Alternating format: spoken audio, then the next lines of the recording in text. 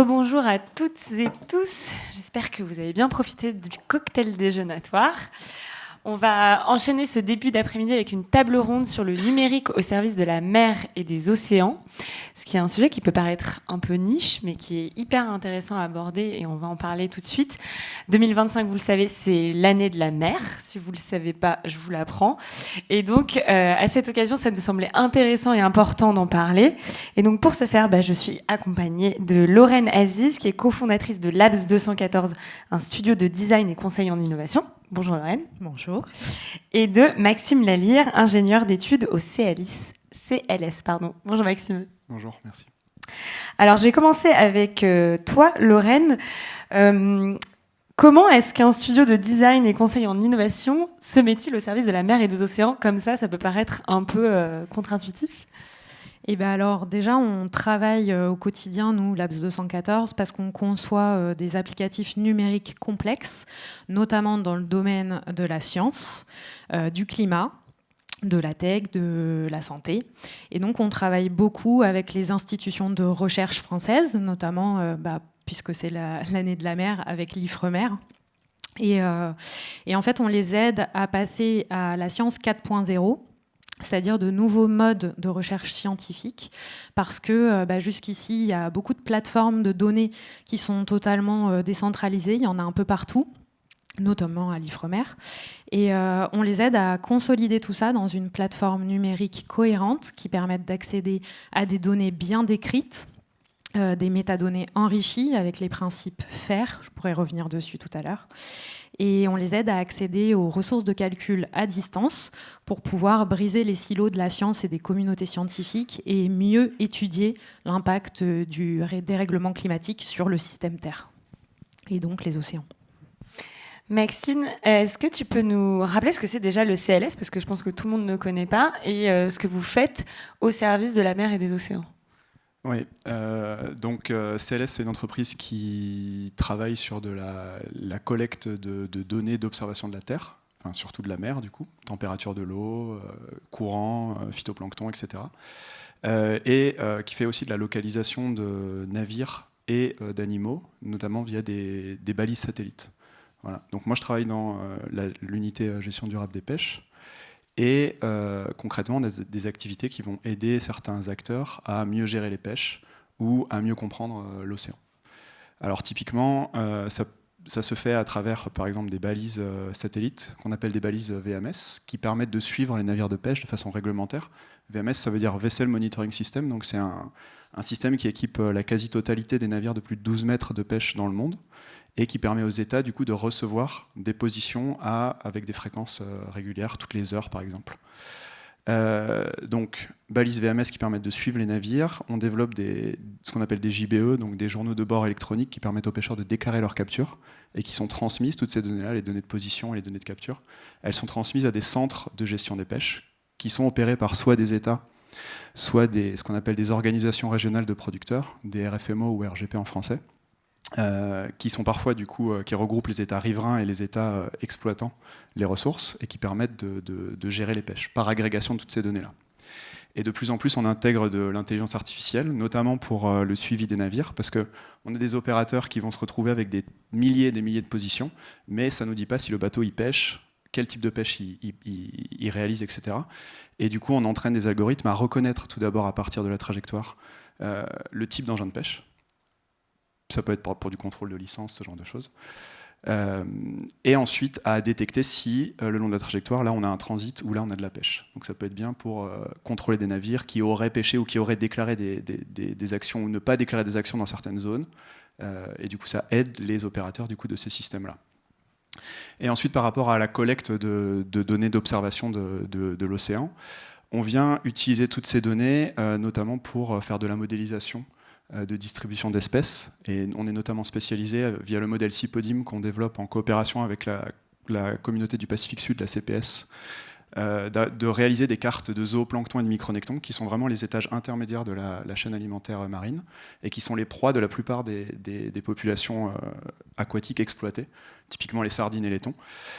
Et du coup, modéliser ces deux compartiments de la chaîne alimentaire via le phytoplancton qu'on mesure par satellite, les températures qu'on mesure par satellite, etc., ça nous permet de nourrir des modèles d'habitat pour les espèces exploitées. Donc ça peut être les thons, notamment via le modèle Cypodium, ou avec des méthodes d'intelligence artificielle de distribution d'espèces, d'essayer de prédire les zones dans lesquelles les espèces ont plus de chances de se trouver en fonction des conditions, densité de proie, courant, température, etc. Et on a notamment collaboré il n'y a pas longtemps sur un projet pilote avec la DG AMPA pour faire des cartes d'habitat comme ça pour les dauphins communs dans le golfe de Gascogne, à partir de la densité de proie que nous on développe, pour essayer d'estimer des zones les plus probables de présence de dauphins afin de réduire les captures, parce qu'il y a un problème de capture accidentelle des dauphins communs dans le golfe de Gascogne. Voilà, c'est pour vous donner un petit peu des exemples. Du coup, concrètement, ça veut dire que vous estimez une probabilité qu'il y ait des dauphins dans un territoire donné, et vous dites ensuite au pouvoir public, attention. Et ensuite, il y a une prise de position. Enfin, je veux dire, il y a des décisions qui sont prises concrètement. Quoi. Globalement, c'est l'idée. On n'en est pas encore du tout à la prise de décision. Je ne veux pas essayer de survendre les choses, mais c'est d'un côté d'essayer de prévoir la favorabilité de l'habitat pour le dauphin. Donc, c'est pas vraiment la probabilité, c'est vraiment la. Est-ce que les conditions sont favorables pour les dauphins ? Ça ne veut pas dire qu'il y en aura forcément, mais ça veut dire que les conditions sont favorables. Et ensuite, on a essayé aussi d'estimer la distribution de la flotte de pêche en fonction des zones favorables de pêche et d'essayer de voir en fait les overlaps entre ces deux zones pour voir s'il y avait des gros risques, quelles zones étaient risquées et quelles zones étaient moins risquées. Voilà. Et l'idée, c'est exactement ce que vous dites, mais même si on n'y est pas encore, l'idée, c'est d'essayer d'informer en fait, du coup, les décideurs pour qu'ils puissent prendre les décisions pour, d'un côté, essayer de réduire les captures, tout en estimant, ou en tout cas en essayant de limiter l'impact sur les professionnels. Du coup, on comprend bien l'utilisation de l'IA que vous faites de votre côté, de ton côté, toi, Lorraine. Est-ce que l'IA a changé aussi la manière dont tu faisais ton travail ? Est-ce qu'il y a eu un avant-après ? Oui, bien sûr, évidemment, puisque l'IA change tout. Dans la science, en l'occurrence, on utilise l'IA et nous, on conçoit des interfaces homme-IA parce qu'elles permettent d'avoir un accès beaucoup plus simplifié aux différentes données scientifiques parce que les chercheurs vont avoir besoin d'accéder très rapidement aux données pour pouvoir effectuer leurs recherches. Comme je le disais tout à l'heure, elles sont jusqu'ici très éparses, distribuées partout. Donc, d'une part, ça nous permet de pouvoir rechercher avec des mots simples et des prompts simples et de trouver plus facilement les données. D'autre part, ça permet aussi d'intervenir sur les principes FAIR de la donnée. Donc, ça veut dire findable, est-ce qu'elle est trouvable ? Accessible, est-ce qu'elle est facilement accessible, est-ce qu'elle est interopérable et est-ce qu'elle est réutilisable. Et tous ces principes FAIR sont déployés par la science pour justement faciliter la combinaison, le croisement des données. Et donc en fait, l'IA là-dedans, ça nous permet d'aider les producteurs de la donnée qui doivent remplir ces fiches de métadonnées, donc décrire les données scientifiques finalement, sur la base des principes FAIR. Et ça veut dire qu'ils ont énormément d'éléments à renseigner. Et du coup, ils ont tendance à ne pas les renseigner, ou en tout cas à en renseigner le moins possible.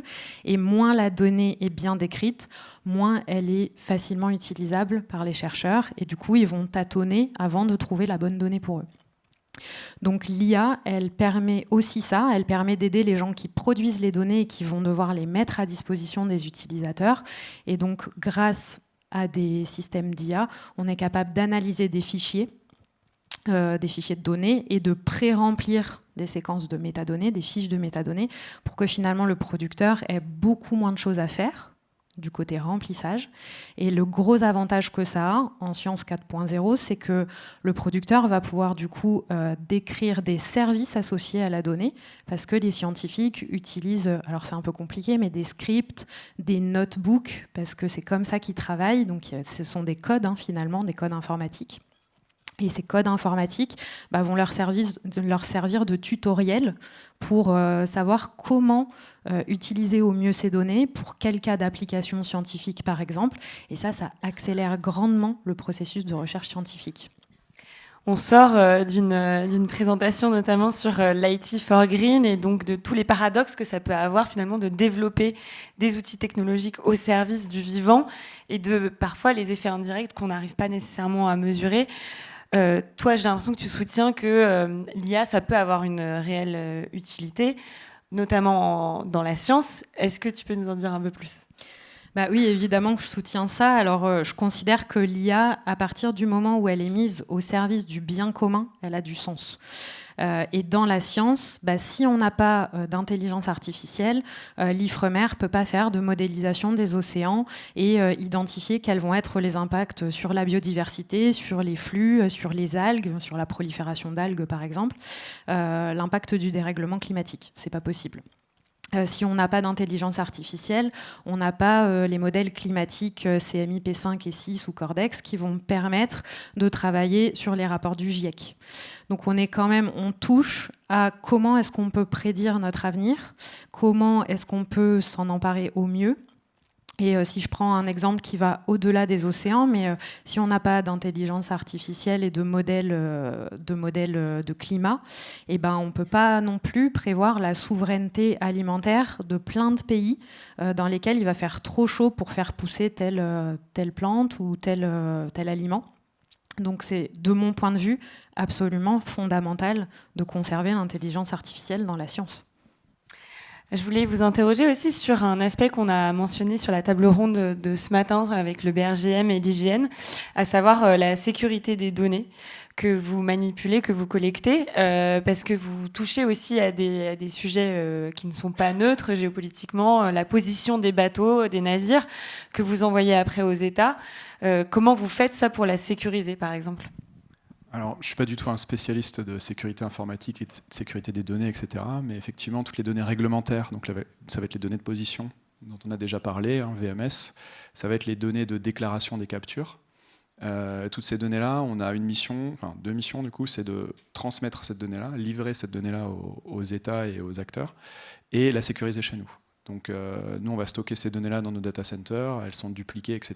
Et il y a tout un tas de sécurisation physique sur site, etc. pour accéder à ces data centers. Moi, par exemple, je ne peux pas y accéder. Et bien sûr, de sécurité numérique, par rapport à du coup, comment ces données sont sécurisées. Maintenant, sur les données de position, elles sont de moins en moins, secrètes pour les données de position des navires. On a parlé du système VMS, Vessel Monitoring System, qui est du coup un système réglementaire, donc obligatoire, non falsifiable, etc. Mais aujourd'hui, on peut trouver en quasi accès libre sur Internet. Enfin, il faut les acheter, ces données-là, mais c'est les données AIS. Donc ça, c'est un système qui est à la base un système anti-collision. Donc c'est les navires qui vont émettre sur des fréquences radio un message pour dire je suis là à tel moment avec telle vitesse. Et ça permet aux bateaux autour de recevoir cette information-là et du coup de ne pas rentrer en collision. Et en fait, aujourd'hui, les satellites peuvent récupérer ces données-là. Donc en fait, c'est un système d'anti-collision qui a été détourné pour devenir un quasi-système de positionnement. Sauf que les données AIS, on peut les spoofer, donc on peut les falsifier et envoyer un faux message, du coup, ou même carrément couper l'AIS, même si c'est interdit à certains endroits. Il y a des dérogations, notamment pour éviter la piraterie. Pour pouvoir couper l'AIS. Donc on a des navires de pêche qui ne peuvent pas être suivis par AIS, etc. Mais la plupart des navires quand même, et c'est ce que font des entreprises, des acteurs comme Global Fishing Watch, c'est de travailler sur cette donnée-là AIS, de la récupérer en masse, et du coup de travailler sur ces données-là. Donc en fait la position des navires, elle est de moins en moins on va dire sensible, ou en tout cas secrète, quoi. Ce qui n'est pas le cas par contre pour les données ERS, donc de déclaration de capture. Et de toute façon, donc nous en interne, ces données-là, elles sont stockées, sécurisées. On doit observer une stricte confidentialité, c'est-à-dire ne la transmettre à aucun autre acteur que ceux qui en sont les propriétaires, parce que nous, on n'est pas propriétaires de ces données-là. C'est vraiment les pêcheurs et les autorités qui sont propriétaires de ces données de déclaration de capture et de positionnement. Et bien sûr, en interne, sur les usages, on est réglementé dans le cadre des RGPD sur l'usage de ces données, quoi. Lorraine, toi, c'est pas tout à fait le même type d'enjeu que tu as sur la sécurité des données. Il y a plusieurs typologies de données que tu manipules, si j'ai bien compris. Oui, moi, de la même manière, je ne suis pas du tout experte en sécurisation des données et en conception, ce n'est pas ce qu'on nous demande. Par contre, on sait que les scientifiques vont traiter différents types de données. Il y a des données qui sont ouvertes, puisqu'on fait de l'open science. Donc celles-là, il n'y a pas de sujet, puisque finalement, elles sont accessibles à tous et c'est le gros enjeu. C'est de pouvoir les partager et y accéder facilement. Il y a des données qui sont ce qu'on appelle sous embargo, parce que les scientifiques sont en train de réaliser une publication scientifique, mais elle n'est pas encore parue. Dans ces cas-là, en conception, on va créer des espaces de travail, ce qu'on appelle des data work, qui sont privés, pour que les scientifiques aient le temps de publier aussi et que y a une course à la publication dans la science, c'est pas nouveau et c'est pas caché. C'est comme ça qu'on valorise aussi le travail d'un chercheur et ils ont besoin de protéger ces publications en cours. Et après, il y a d'autres données qui sont le fruit de collaborations entre industriels et scientifiques, donc qui vont utiliser des données sensibles parfois, par exemple sur le naval. Et là, en l'occurrence, ce sont effectivement des espaces de travail qui sont privés aussi. Et les données ne sont pas partagées. Par contre, la sécurisation, elle repose sur l'infrastructure des instituts de recherche. Et au-delà de la sécurité, c'est quoi les enjeux aujourd'hui auxquels vous faites face tous les deux, à la fois dans vos recherches, dans l'utilisation de l'IA, dans la collecte de données?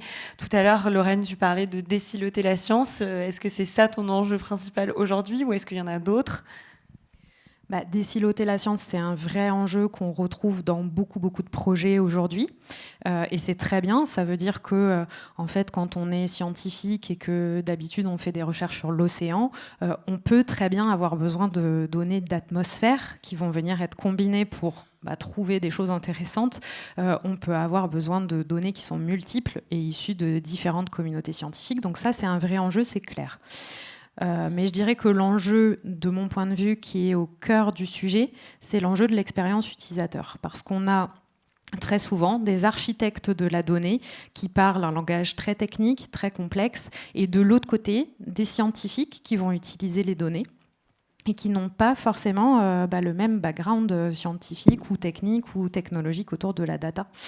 Et en fait, il y a un fossé entre comment on présente, on permet aux gens d'accéder à ces données et comment eux réceptionnent ce qu'ils voient.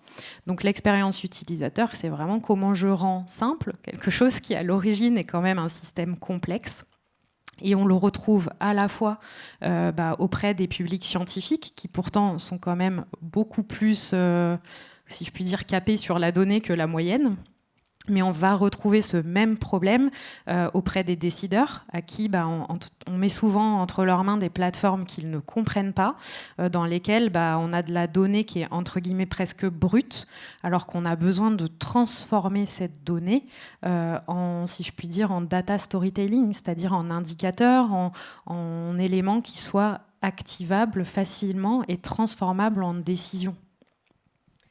Maxime, de ton côté, sur les enjeux que vous rencontrez, tu as mentionné tout à l'heure que vous posez des balises sur les bateaux, sur les navires qui sont supérieurs à 12 mètres. Du coup, quid des bateaux inférieurs à 12 mètres, pardon? C'est une bonne question. Et c'est une très bonne question. En fait, il y a les bateaux de plus de 12 mètres qu'on appelle industriels, on peut vulgariser comme ça. Ils représentent que 20% des navires de pêche dans le monde. Donc ça veut dire qu'il y a 80% des... qui ne sont pas suivis. Ah oui. Ouais. Absolument. Donc ça représente, pour vous donner un ordre d'idée, c'est à peu près sur un total de... Il y a à peu près 2 millions de navires motorisés qui font moins de 12 mètres de long et on a un peu moins de 500 000 navires de plus de 12 mètres motorisés. Il n'y a que ceux-là qui sont suivis. Et aujourd'hui, la réglementation elle est en retard par rapport à ces navires qu'on peut appeler de petite pêche ou artisanale. Et c'est des flottes qui sont cruciales pour certains États, pour de nombreux États côtiers, parce qu'ils représentent la majorité de la sécurité alimentaire liée du coup, à la mer pour ces pays-là. Et ils sont tout à fait capables de surexploiter.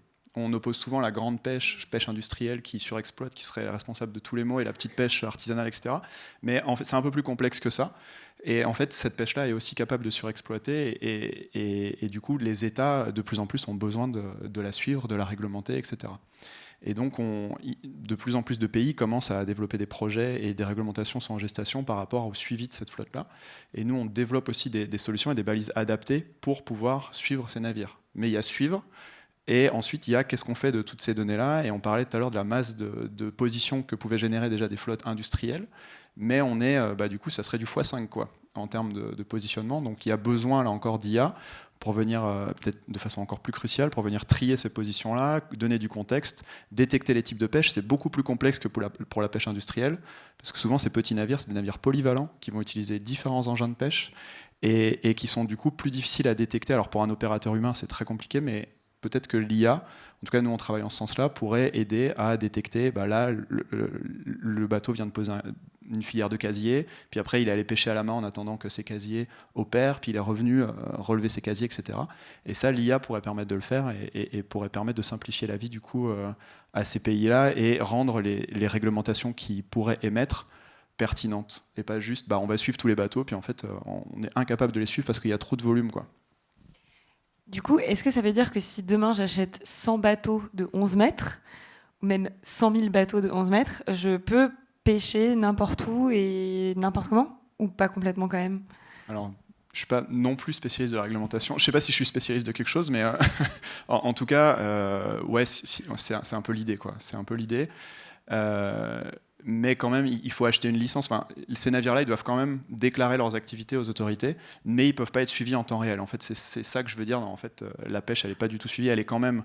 Ils doivent acheter des licences, etc. Ils doivent se déclarer en tant que pêcheurs professionnels, mais ils ne sont pas suivis, quoi. Et ils ne sont pas suivis en positionnement. Ouais, c'est encadré, mais tu ne peux pas suivre les usages. Exactement, c'est ça, tout à fait. Du coup, je voulais aussi vous interroger sur plutôt le climat actuel autour de la science, parce que vous êtes soit scientifique, soit dans le milieu scientifique. C'est vrai que jusqu'à présent, le backlash autour de la science, il était plutôt dirigé contre les sciences molles, donc contre les historiens, contre les économistes, contre les sociologues. Et j'étais d'ailleurs la semaine dernière à Grenoble avec d'autres scientifiques de sciences dures qui disaient c'est fou, en fait, pour la première fois, on est dans la même position que nos collègues historiens et sociologues, parce qu'on se fait attaquer, nous aussi, représentants des sciences dures, donc qui sont traditionnellement les sciences plus nobles. Est-ce que vous, c'est un backlash que vous ressentez aussi? Et si oui, comment est-ce que vous réussissez à faire pour reconvaincre de l'intérêt et de l'utilité de votre métier et de votre rapport? Lorraine. Eh ben, je dirais pas que je sens de la défiance. Bon, après, je travaille beaucoup avec des scientifiques, alors ils n'ont pas de défiance envers eux-mêmes. Mais plus largement, si je prends le grand public, je parlerai pas de défiance. Je parlerai plutôt d'un manque de fascination du grand public pour la science, parce que quand on rentre dans ces univers et qu'on commence à comprendre à quel point c'est écosystémique et à quel point ça crée de la valeur, en fait, on se rend vite compte que le grand public n'a pas du tout conscience de ça. Par exemple, j'ai entendu dernièrement quelqu'un qui disait « Moi, je ne comprends pas pourquoi on finance la NASA, le CNES pour aller chercher de la vie sur Mars. » Mais alors, ce que les gens ne savent pas, c'est qu'on ne cherche pas que de la vie sur Mars, loin de là, quoi. C'est-à-dire qu'on finance des lancements de satellites parce que les satellites, ça permet d'avoir des données météorologiques fiables. Ça va permettre de fiabiliser grâce à des collectes de données in situ, des campagnes en mer par exemple, etc. Donc on vérifie le relevé satellite avec ces données et ça va permettre d'alimenter tous les rapports du GIEC parce que c'est grâce aux satellites qu'on arrive à avoir l'historique de la donnée sur une très longue période avec des relevés très réguliers. Et c'est comme ça qu'on va pouvoir créer du forecast sur l'avenir, donc de la prédictibilité du futur. Donc au final, je dirais que le sujet, c'est comment on fait pour rendre accessibles des choses qui sont hyper complexes à comprendre au grand public. Et quand j'entends grand public, j'entends décideurs, mais j'entends aussi tout autant qu'on est ici et plus largement aux jeunes générations. Et comment on réenchante la science pour la faire comprendre, pour faire comprendre pourquoi c'est important de financer tout ça et comment ça agit de manière écosystémique. Parce que on a besoin de tous ces instituts, parce qu'ils apportent tous une véritable valeur ajoutée, mais je trouve qu'on n'arrive pas à partager toute cette connaissance et tout cet écosystème de manière logique, pour que les gens puissent se le modéliser, le comprendre et comprendre pourquoi chaque financement est important, par exemple. Ouais, je te rejoins complètement sur le côté fasciner le grand public, etc., rendre accessible. La vulgarisation, pour moi, c'est vraiment la clé pour que les gens ils continuent à s'intéresser, parce que je pense qu'il n'y a pas forcément de perte d'intérêt non plus, parce qu'il y a toujours, on peut le voir, sur les créateurs de contenu sur les réseaux, etc., qui font de la vulgarisation scientifique, qui sont très suivis. Et ils font des choses super. Et des médiateurs scientifiques aussi, peut-être, qui font un boulot remarquable, etc., dans les écoles, mais pas que. Donc, encourager cette vulgarisation-là, pour moi, c'est la clé.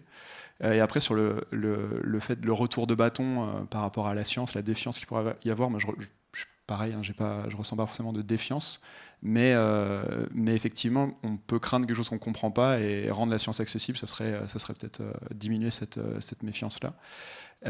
Et après, nous, on a des applications très concrètes, notamment via l'observation de la Terre. Tu disais, on a besoin des données pour pouvoir prédire, des données d'observation pour pouvoir prédire le climat, etc. Il y a la NOAA, par exemple, qui est l'Institut américain d'études du climat et de l'océan, qui a été, je crois, diminué en termes de financement de plus d'un quart, et ils prévoient encore un quart bientôt. Ils ont restructuré le personnel, etc. Et nous, on a des craintes par rapport à certaines données d'observation, mesure du phytoplancton, mesure de la température via les satellites américains, qui sont maintenus par la NOAA. Donc ces données-là, elles pourraient arrêter d'être maintenues, voire arrêter d'être distribuées. Ce qui nous rendrait nos cartes moins précises, etc. Et rendrait certains organismes comme Mercator Océan, etc., qui utilisent ces données pour faire des modèles prédictifs du climat et de l'océan, courant, température, etc., dans le futur, sous l'influence du réchauffement climatique, qui rendrait leur modèle beaucoup plus compliqué et moins précis pour les prévisions, quoi. Et ça pourrait avoir un impact direct et réel sur le vivant, j'imagine, du coup ? C'est ce que tu dis ? En tout cas sur la mesure de l'impact dans le futur, et du coup parce qu'on fait des modèles climatiques, on fait des modèles océaniques pour essayer de prédire les conditions de l'océan, et derrière on vient développer des modèles de prévision des stocks, et si on n'a pas ces modèles climatiques et ces modèles océaniques, on n'est pas capable au moins d'essayer de prédire du coup la distribution par exemple des stocks de thon tropicaux, ou qui sont d'une très grande importance pour énormément de pays, notamment les pays dans le Pacifique tropical, qui sont des pays qui sont très impactés par le réchauffement climatique sur leurs côtes, etc. Et en plus, si leur principale ressource du coup venait à changer de distribution parce que les conditions sont plus les mêmes, ça serait terrible. Donc il faut qu'on puisse prédire ça. Et pour ça, il faut des mesures. C'est pour ça que, en fait, au-delà de la vulgarisation scientifique, je trouve que c'est important de comprendre les tenants et les aboutissants de chaque système, de chaque institution, et comment, mises ensemble, elles nous permettent de faire tout ce qu'on fait aujourd'hui. Et ça c'est à la fois un univers complexe, intriqué, systémique, et à la fois, je pense que quand on t'écoute, on voit bien qu'on peut arriver à l'expliquer quand même de manière vulgarisée et à fasciner des gens avec ça. En tout cas, moi, je suis persuadée qu'on peut, si on se met dans les usages d'aujourd'hui et dans les usages de demain, c'est-à-dire les réseaux sociaux, les vidéos courtes, explicatives, et peut-être le visuel aussi, parce qu'on a une vraie sensation que tout ça est, encore une fois, siloté, que tout est rangé dans une petite case. En fait, d'une part, on n'arrive pas à voir ce que ça sert in fine, c'est-à-dire les cas d'application finaux, il y en a énormément, et on n'arrive pas à voir comment ces cas d'application sont répartis entre différentes institutions. Et derrière, une cartographie qui permette de comprendre ça me semblerait plus que légitime et bienvenue. Merci à tous les deux. Je me tourne vers la salle maintenant pour savoir s'il y a des questions pour nos intervenants. Il y en a une.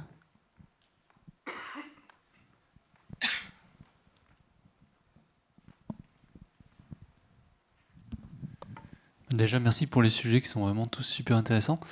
Vous avez parlé un peu de budget, des budgets qui ont parfois tendance à baisser. Est-ce que ça peut impacter vos missions ?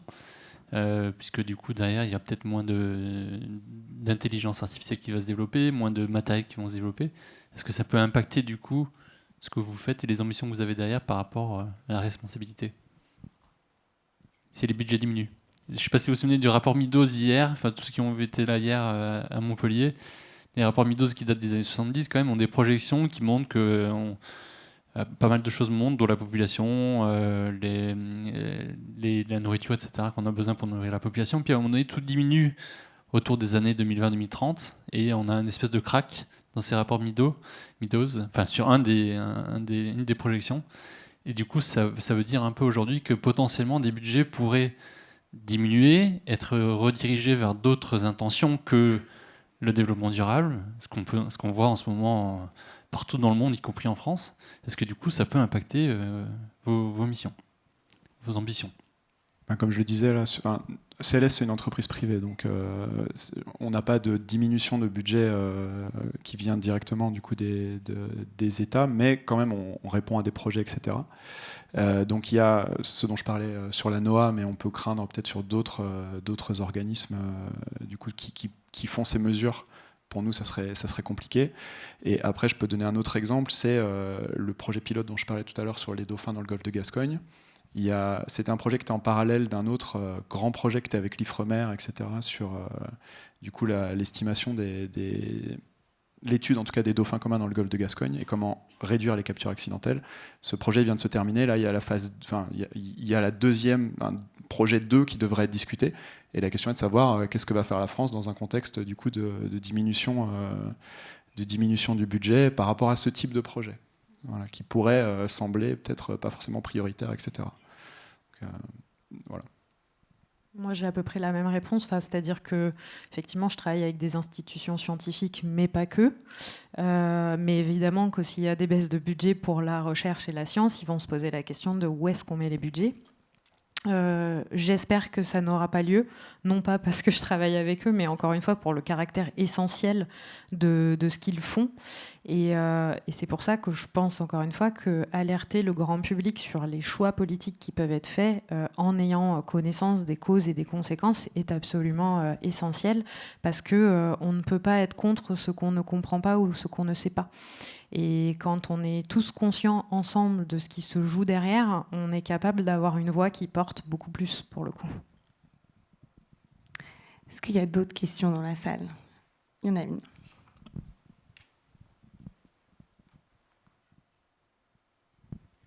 Bonjour, Gilles Trouessin.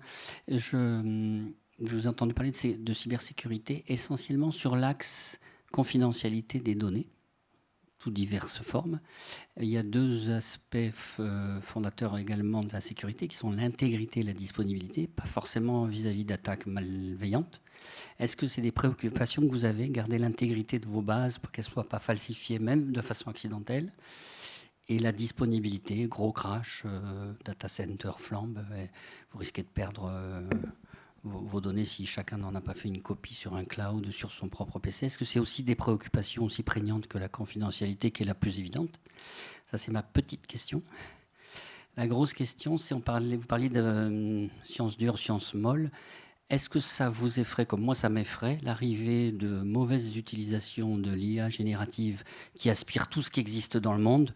Ici, on a 100 milliards de fake news à la Trump. À ce moment-là, on va aspirer 100 milliards de fausses informations. Et est-ce que la science peut continuer à se bâtir sainement, sereinement, de façon intègre, par exemple, avec ce genre de dérive où on va plus facilement croire que ce qu'a dit ChatGPT que ce qu'un article sérieusement écrit, sérieusement reviewé par ses pairs, etc., dans des revues sérieuses, etc., qui est beaucoup plus compliqué, mais qui passe à 100 000 lieues des intérêts, des préoccupations des uns et des autres. Je reprends la petite et... Merci. Du coup, sur l'intégrité et la disponibilité, ouais, c'est des enjeux qui sont importants pour nous. Par exemple, sur l'intégrité, les données, elles sont toutes dupliquées sur un autre data center, qui n'est pas au même endroit que le premier. Donc, si le premier flambe, normalement, le deuxième ne flambera pas, sauf catastrophe majeure, quoi, disons. Ça, c'est la première chose. Après, l'intégrité, évidemment, alors là, je ne peux pas vraiment répondre à la question. J'imagine que oui. Il y a des gens des opérateurs qui sont... du coup, qui ont des astreintes, etc., et qui vérifient que ces bases, elles sont intègres et elles fonctionnent bien, quoi. Oui, bien sûr, ouais, tout à fait. Parce que, en fait, les États peuvent nous redemander, je parlais sur les données dont j'ai déjà parlé, peuvent nous redemander de les livrer. Donc nous, on doit les sécuriser chez nous pour qu'elles puissent être, si eux les perdent, elles puissent être relivrées, que ce soit aux États, aux pêcheurs, etc. Ils sont propriétaires de la donnée, donc on doit être en mesure, contractuellement, de leur redonner cette donnée-là si jamais eux, ils la perdent, quoi.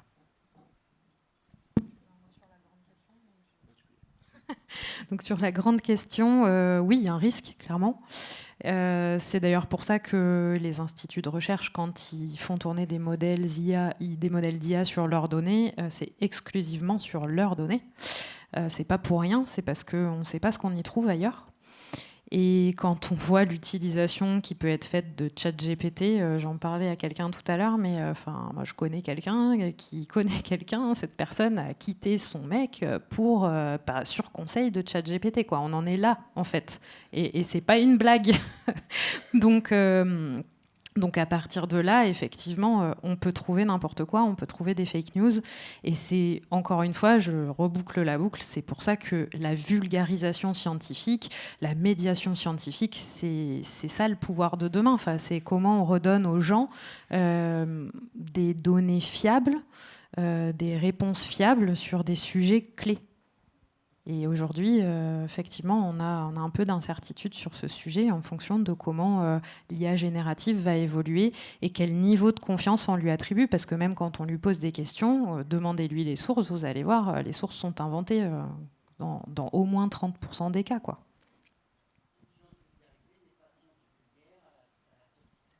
Exactement, science vulgarisée, mais pas science vulgaire, disait-il. Bon, sur ces mots de conclusion, je vous remercie tous les deux, merci beaucoup.